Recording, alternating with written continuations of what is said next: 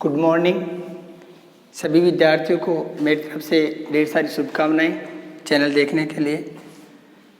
और कक्षा 12 का हमारा जो बायोलॉजी का जो पॉइंट है, उस बायोलॉजी के पॉइंट में प्रथम लेसन चल रहा था हमारा। उस प्रथम लेसन में आज का हमारा जो पॉइंट है वो है जीन कोश। क्या है? जीन कोश।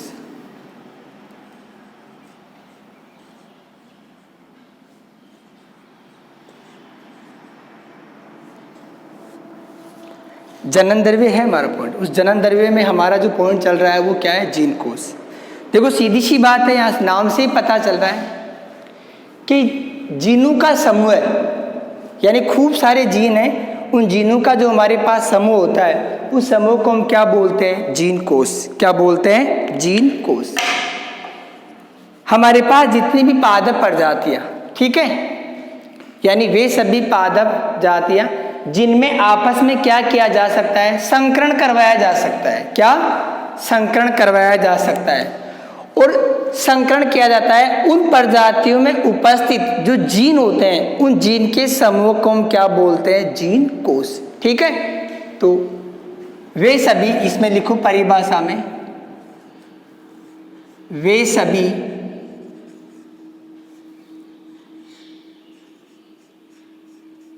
प्रजातियां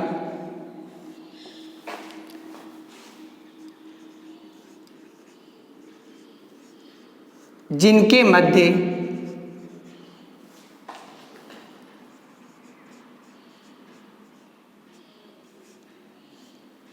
आसानी से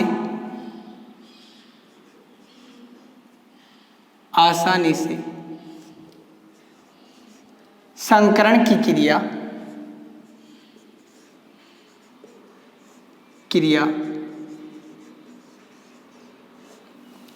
संपन्न होती है,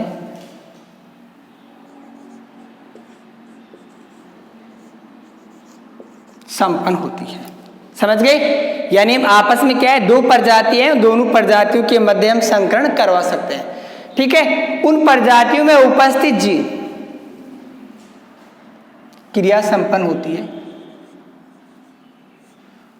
उन प्रजातियों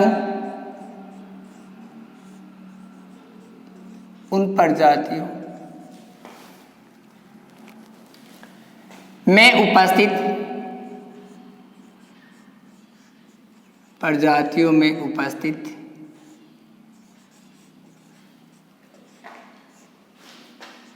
जीनों के समूह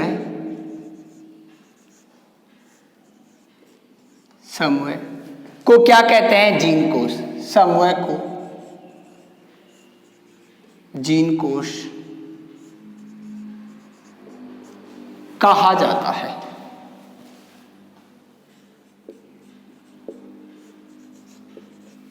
समझ गए? सीधी सी बात है, हमारे पास कोई ऐसी प्रजाति है पादप की कि उन प्रजातियों के मध्य आसानी से संकरण करवाया जा सकता है, यानी दोनों को मिलाकर हम एक उन्नत किस्म प्राप्त कर सकते हैं। तो उन प्रजातियों में उपस्थित जो जीन है, उन जीनों के समूह को क्या बोलते हैं? जीन कोश। जीन कोश 3 प्रकार के होते हैं। कितने प्रकार के होते हैं? जीन कोश के प्रकार। जीन कोश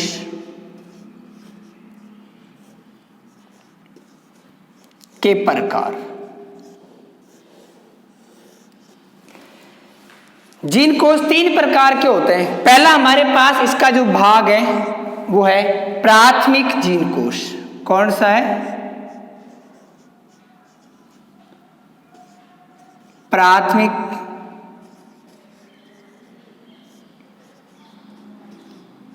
जीन कोश। ये पॉइंट है। इसमें क्या होता है, ध्यान से देखना इधर क्या होता है। सीधी सी बात है, हमारे पास कोई प्रजातियां हैं, ठीक है ना, आपस में 2 प्रजातियां लेते हैं हम। एक प्रजाति इधर ले ली हमने और एक प्रजाति इधर ले ली। इन दोनों के मध्य हमने क्या करवा दिया? संकरण की क्रिया करवा दी। संकरण की क्रिया करवाने, आसानी से संकरण की क्रिया हो गई। संकरण की क्रिया होने के पश्चात यहाँ पर क्या हो गया? हमारे पास एक संकर क्या बन गई? प्रजाति बन गई, नई प्रजाति। इस संकर प्रजाति के जो बीज होते हैं वो क्या होते हैं? उर्वर, यानी उग सकते हैं आसानी से। ठीक है, तो जो उग सकते हैं आसानी से उसे हम क्या बोलेंगे? प्राथमिक जीन कोश। क्या बोलेंगे? प्राथमिक जीन कोश। ठीक है, तो आप लिखो वे प्रजातियां, वे, आप पादप प्रजातियां लिख सकते हो, वे पादप प्रजातियां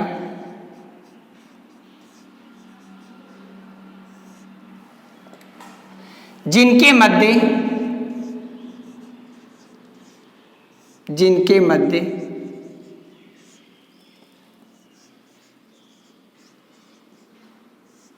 संकरण की क्रिया, इसको मिटा देता हूं, आप समझ गए होंगे।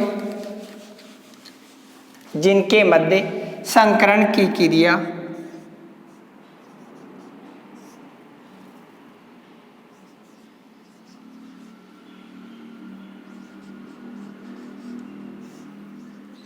करवाई जाती है, या क्या हो सकता है?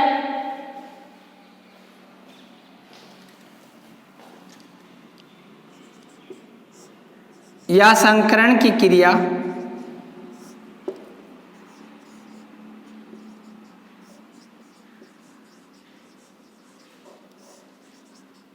संपन्न हो जाती है।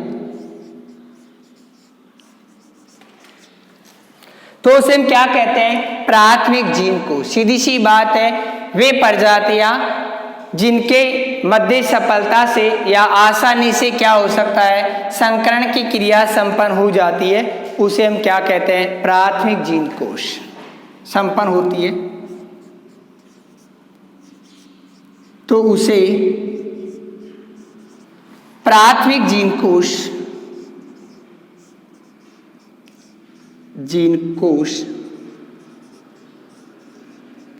कहा जाता है। समझ गए? अब प्राथमिक जीन कोश में हमारे पास यहाँ इनके जो बीज बनते हैं उनकी विशेषता क्या होती है? उर्वर। ठीक है ना? क्या होते हैं इसमें? बीज होते हैं वो उर्वर होते हैं, या प्रजातियां क्या होती हैं? उर्वर होती है। प्रजातियां या बीज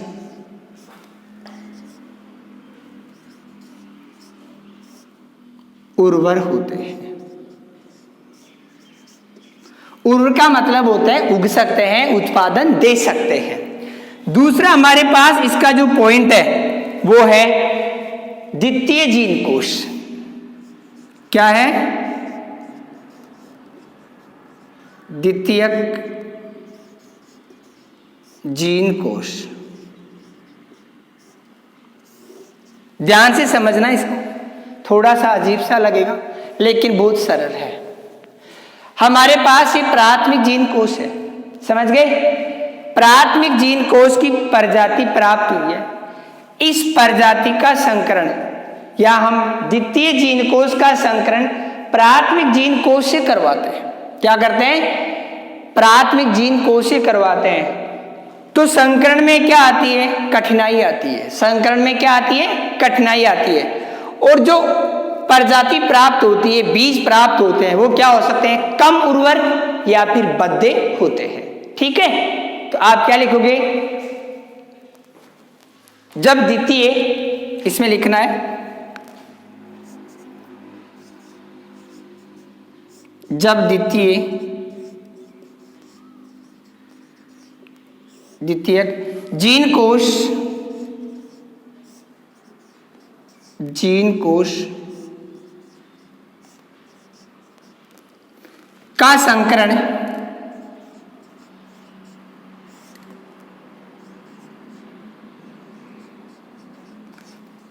प्राथमिक जीन कोश से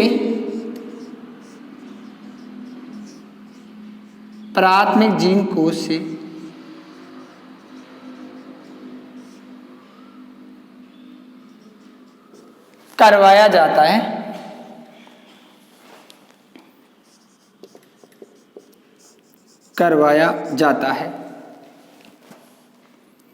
तो संकरण में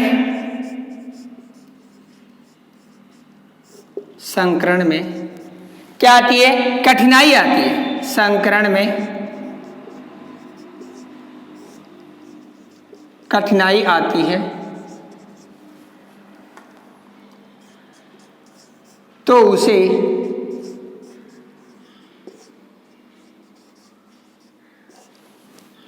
द्वितीयक जीन कोश कहा जाता है। द्वितीयक जीन कोश कहा जाता है।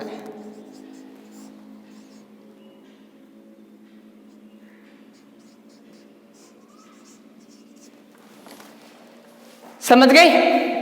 इसमें क्या होता है, अब जो हमारे पास F1PD प्राप्त होती है, यहां पर क्या होती है, F1PD।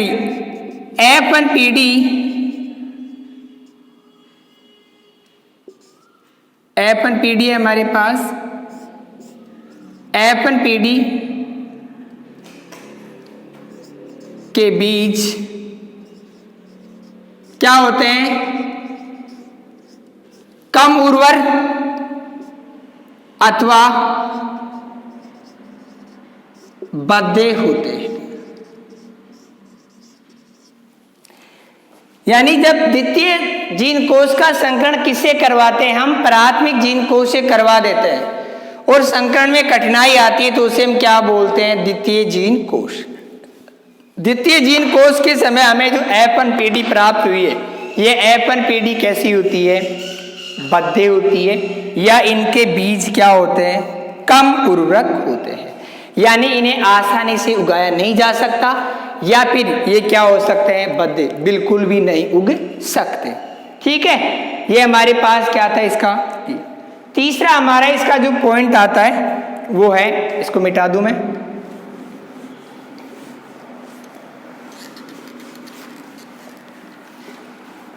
तृतीय जीन कोश। क्या आता है, तृतीय जीन कोश।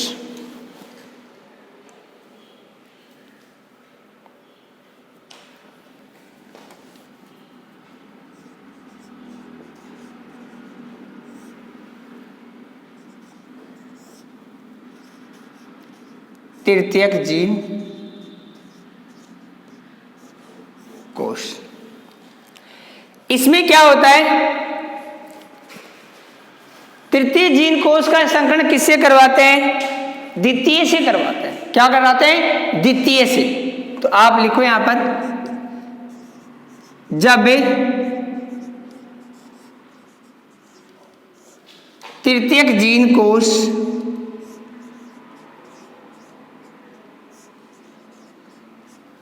का संकरण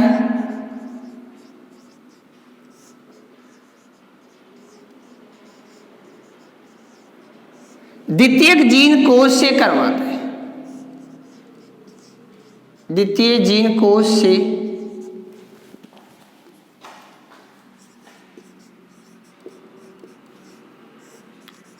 करवाते हैं तो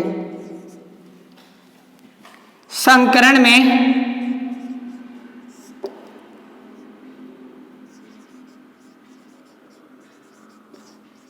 अत्यधिक कठिनाई होती है, अत्यधिक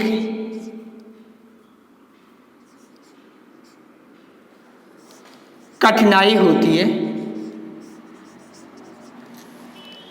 तो उसे हम क्या कहते हैं, तृतीय जीन कोश। तो उसे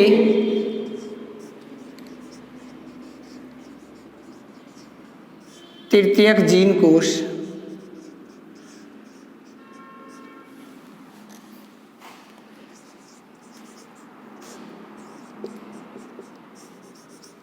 कहा जाता है। समझ गए, तृतीय जीन कोश। इसके जो F1PD के बीज प्राप्त होते हैं वो क्या होते हैं, बिल्कुल बद्धे यानी उगते नहीं हैं। ठीक है, और उत्पन्न बीज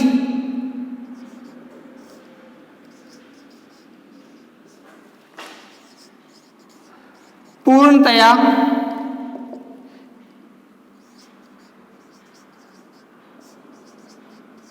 बद्धे होते हैं। समझ गए, यानी सारे के सारे बीज क्या होते हैं, इसके बद्धे होते हैं। ठीक है, ये हमारे पास 3 जीन कोश थे। प्राथमिक, ध्यान सुन लेना, दोबारा बोल रहा हूं, प्राथमिक जीन कोश का मतलब होता है कि हमारे पास ऐसी प्रजातियां जिनके मध्य आसानी से संकरण हो सके और प्रजातियां आसानी से उग सके, वो क्या है? प्राथमिक संकरण। फिर प्राथमिक संकरण किससे करवाते हैं? द्वितीय से करवा देते हैं, तो क्या हो जाएगा? द्वितीय जीन कोश हो जाएगा। द्वितीय जीन कोश के बीज होते हैं, क्या होते हैं? उग भी सकते हैं और नहीं भी उग सकते। तृतीय जीन कोश में क्या होता है? तृतीय जीन कोश का संकरण किससे करवाते हैं? द्वितीय जीन कोश से करवाते हैं और संकरण में अत्यधिक कठिनाई होती है, तो उसे तृतीय जीन कोश। और उत्पन्न बीज क्या होते हैं? पूर्णतया बद्धे होते हैं, यानी बीज का अंकुरण भी नहीं हो सकता। ठीक है, ये हमारे पास क्या था? इसका पॉइंट था। अब अगला हमारा पॉइंट चलेगा, वो आएगा जनन द्रव्य का संरक्षण। क्या है? जनन द्रव्य का संरक्षण। ये प्रश्न बहुत महत्वपूर्ण है, जो 2020 की माध्यमिक शिक्षा बोर्ड की परीक्षा लगी थी एग्रीकल्चर कक्षा 12 की, उसमें प्रश्न आ गया था जनन द्रव्य का संरक्षण किसे कहते हैं? जनन द्रव्य संरक्षण की विधियों के बारे में बताइए। तो यहां पर हमारा पॉइंट है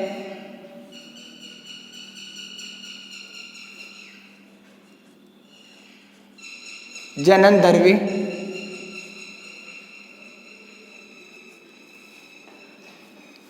का संरक्षण।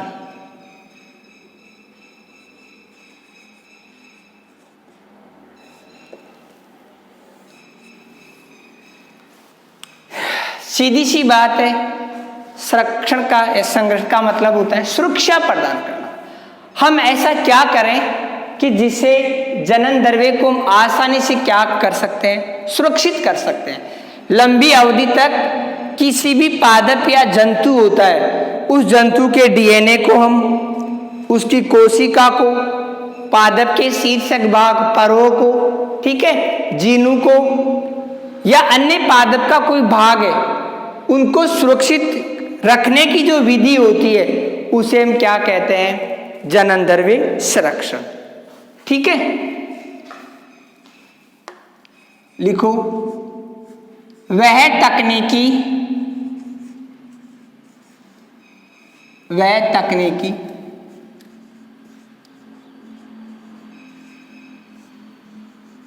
जिसके द्वारा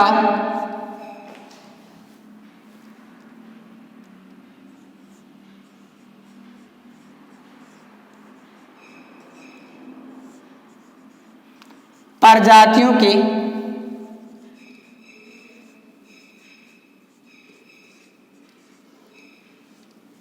आनुवंशिक पदार्थ एवं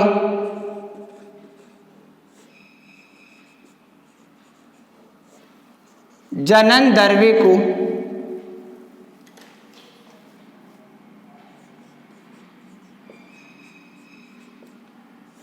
सरलता से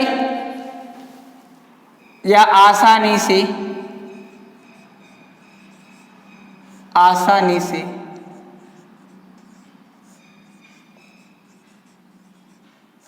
लंबे समय तक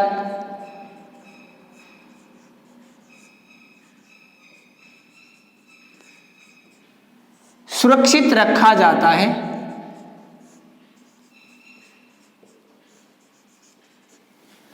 तो उसे हम क्या कहते हैं? जनन द्रव्य संरक्षण। तो उसे जनन द्रव्य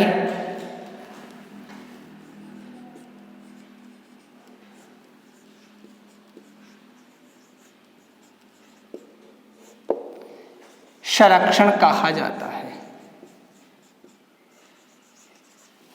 समझ गए? जनन द्रव्य का संरक्षण क्यों करते हैं? यहां पर प्रश्न बनता है कि जनन द्रव्यों का संरक्षण क्यों किया जाता है। इसका मतलब है कि यदि कोई पादप प्रजाति है हमारे पास या कोई जंतु प्रजाति है, यदि वो प्रजाति विलुप्त हो जाती है, तो विलुप्त होने के पश्चात भी हम उस जनन द्रव्य से या आनुवंशिक पदार्थ से नई प्रजाति का निर्माण कर सकते हैं।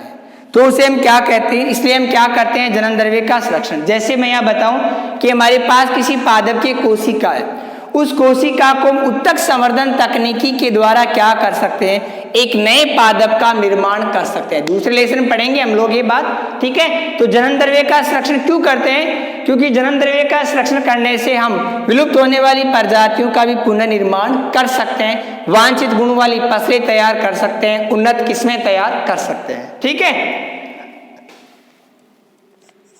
अब यहां पर जनन द्रव्य संरक्षण की हमारे पास विधियां हैं, तो लिखो जनन द्रव्य संरक्षण की विधियां। जनन द्रव्य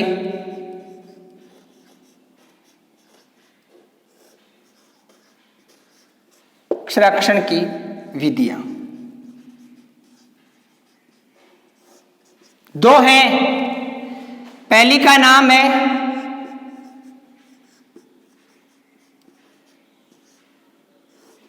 सविस्थानीय विधि। देखो नाम से ही पता चल रहा है, सविस्थानीय। आप अगर कोई जाति या जीव या कोई प्रजाति, वो प्रजाति जिस स्थान पर रह रही है उस प्रजाति के जनन द्रव्य को या जीव द्रव्य को या उस प्रजाति को उसी वातावरण में वहीं पर सुरक्षा प्रदान की जाती है, उसी स्थान पर जहां पर वो रह रहा है, तो उसे हम क्या कहते हैं, सविस्थानीय विधि। क्या कहते हैं, सविस्थानीय विधि। ध्यान से सुनना, कोई हमारे पास ऐसी प्रजाति है जो विलुप्त होने वाली है या उससे निकाला गया जनन द्रव्य है, उसको उसी स्थान पे सुरक्षित कर दिया जाता है जहां पर वो प्रजाति पाई जाती है, तो उसे हम क्या बोलते हैं, सविस्थानीय। क्या बोलते हैं, सविस्थानीय। जैसे मैं इसका उदाहरण दूं, हमारे यहाँ अलवर में सरिस्का का अभ्यारण्य है, ठीक है। तो वहां पर रहने वाली जो प्रजातियां हैं उनको उसी सरिस्का का अभ्यारण्य में क्या कर दिया गया है, सुरक्षित कर दिया गया है। तो वो इस विधि क्या कहलाती है, सविस्थानीय। कौन सी विधि है वो, सविस्थानीय, ठीक है। लेकिन इस विधि की एक विशेषता ये होती है कि जब हम किसी प्रजाति के जीव द्रव्य को या प्रजाति को उसी के स्थान पर सुरक्षा प्रदान करते हैं, तो उस क्षेत्र को मानव की गतिविधियों के लिए क्या किया जाता है, निषेध। यानी उसमें मानव के क्रियाकलापों को रोक दिया जाता है, यानी मानव का प्रवेश उसमें क्या होता है, निषेध। केवल ये कार्य वैज्ञानिकों की देखरेख में किया जाता है, ठीक है। तो यहां लिख दो,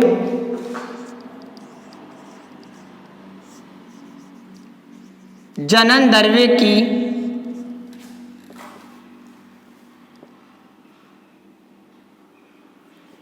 जनन द्रव्य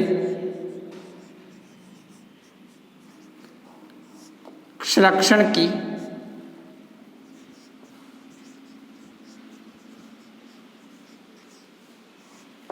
सविस्थानीय विधि में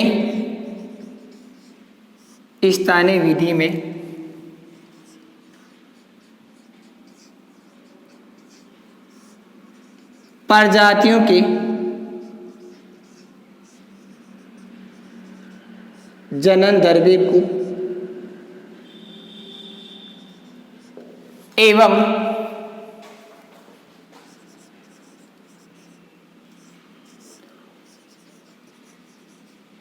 उनके अन्य उत्पादों को अन्य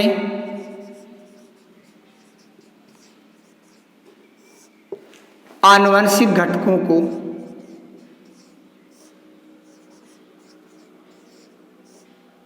उसी स्थान पर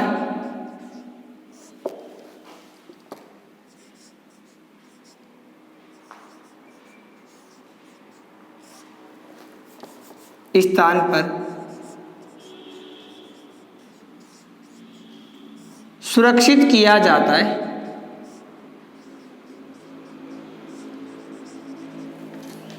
तो उसे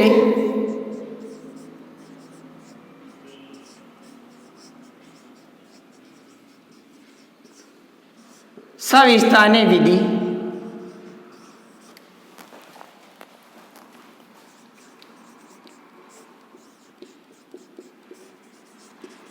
कहा जाता है। समझ गए?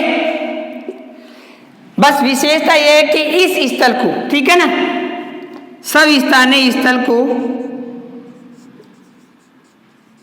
स्वस्थानीय स्थल को या क्षेत्र को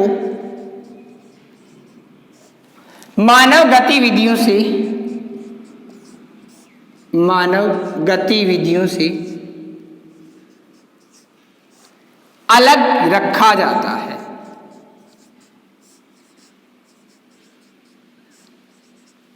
अलग रखा जाता है। समझ गए? यानी जिस क्षेत्र में हम ये तकनीकी विकसित करते हैं उस स्थान पर मानव का प्रवेश क्या होता है? निषेध होता है। केवल किसका आवागमन होता है? यानी वैज्ञानिकों का। केवल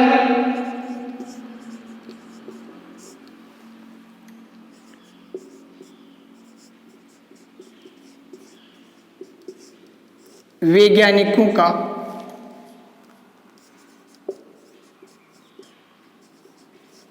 आवागमन होता है।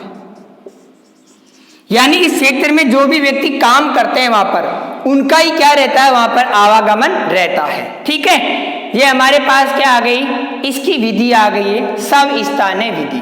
ठीक है, दूसरी हमारे पास इसकी जो विधि है वो है बाह्य स्थानीय।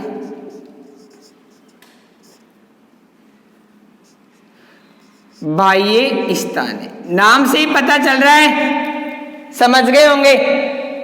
यानी स्वस्थानीय का मतलब उसी स्थान पर किसी प्रजाति या उसके आनुवंशिक द्रव्य या जन्म द्रव्य को संग्रहण करना स्वस्थानीय।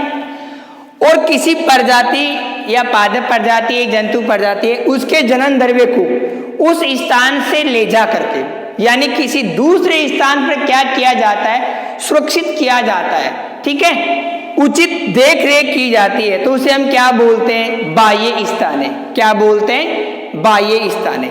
ये स्थान क्या होता है? आबादी वाले क्षेत्रों से क्या होता है? दूर होता है। ठीक है, और इसमें क्या होते हैं हमारे पास? इसके वजह से जीन बैंक के रूप में करते हैं। जैसे हमारे यहाँ ब्लड बैंक नहीं होता जिसमें हमें क्या मिलता है? ब्लड मिलता है, रक्त। ऐसे हमारे पास क्या होता है? जीन बैंक होता है जिसमें क्या मिलते हैं? जीन मिलते हैं।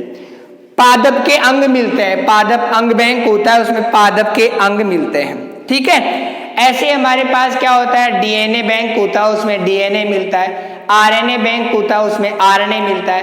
कोशिका बैंक होता है उसमें कोशिका मिलती है। और पादप का जो शीर्षक भाग होता है उस शीर्षक भाग में हमें क्या मिलता है? परोह मिलता है। ठीक है, तो यहां पर मैं इसको मिटा के ऊपर लिख देता हूं। जन्म द्रव्य की हमारे पास जो दूसरी विधि है,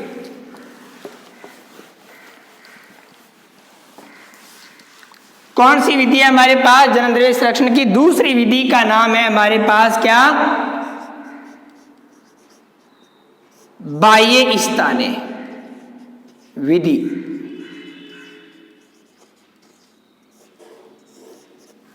ठीक है, लिखो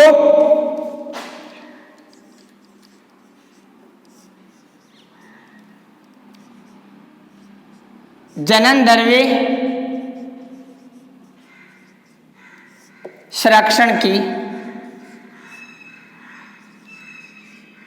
इस विधि में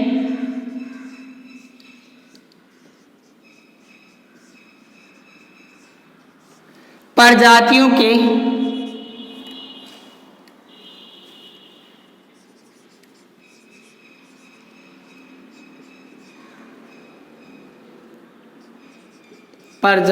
के आनुवंशिक पदार्थ, जीन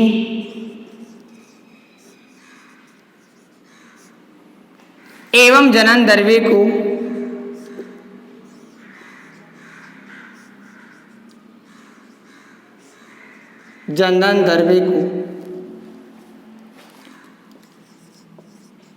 मूल स्थान से ले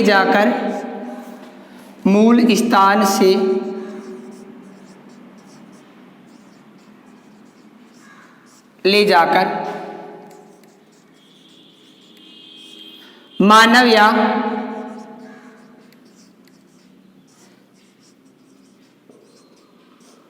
कृत्रिम स्थल पर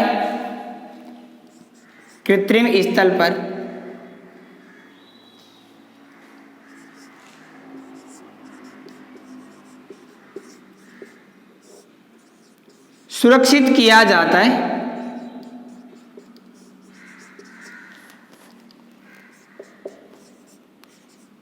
तो उसे जनन द्रव्य का बाह्य स्थाने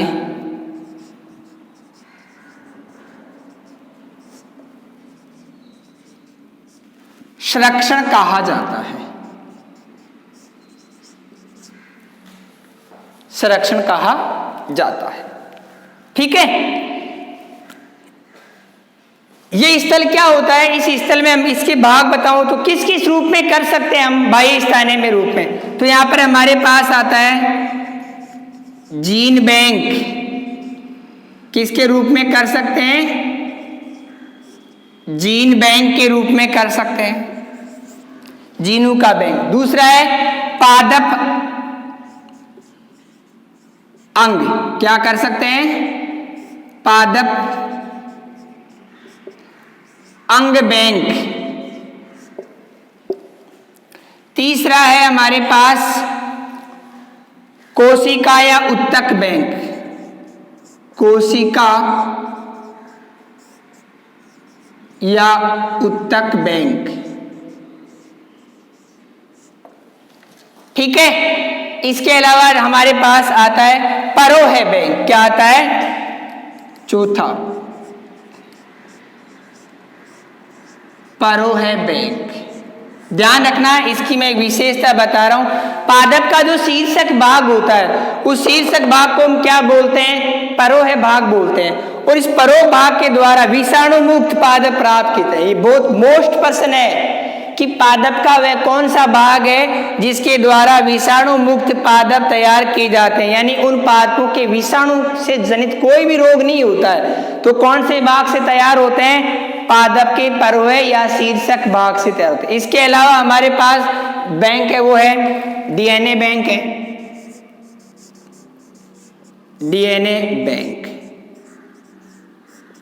आदि। ये सब हमारे पास क्या है? बाह्य स्थानीय विधि में हम किसी भी पादप प्रजाति का जीन का स्टॉक कर सकते हैं, पादप के अंग का कर सकते हैं। ठीक है, इसके अलावा कोशिका है, उत्तक है, इनका कर सकते हैं। परोह भाग होता है इनका, किसी भी भाग का हम क्या कर सकते हैं? किसी बाह्य स्थान पर ले जाकर उसका क्या कर सकते हैं? संरक्षण कर सकते हैं। ठीक है, आज का हमारा मैटर यही रहेगा। यदि आपको किसी प्रकार की कोई समस्या हो तो कमेंट बॉक्स में मेरे को बता सकते हैं। ठीक है, आपका दिन शुभ रहे। जय हिंद।